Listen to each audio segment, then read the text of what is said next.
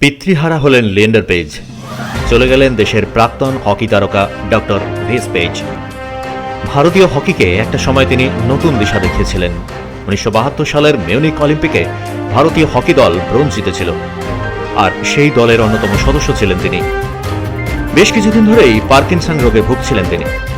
বৃহস্পতিবার ভোর 3টে নাগাদ কলকাতার এক বেসরকারি হাসপাতালে শেষ নিঃশ্বাস ত্যাগ করেন কিংবদন্তি এই ভারতীয় হকি প্লেয়ার।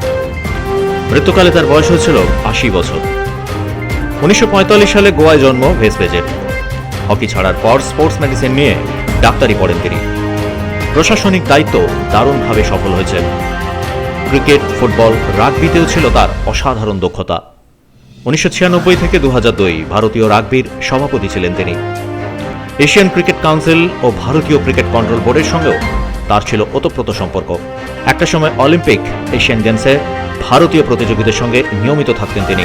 তাদের চিকিৎসার দায়িত্ব ছিল তার উপর। হাসপাতালে লিয়েন্ডার পেজকে সমবেদনা জানিয়ে আসেন ক্রীড়ামন্ত্রী অরূপ বিশ্বাস। ভেস পেজের মৃত্যুতে শোক প্রকাশ করেছেন সানিয়া মির্জা থেকে শুরু করে ধনরাজ পিল্লাইরা।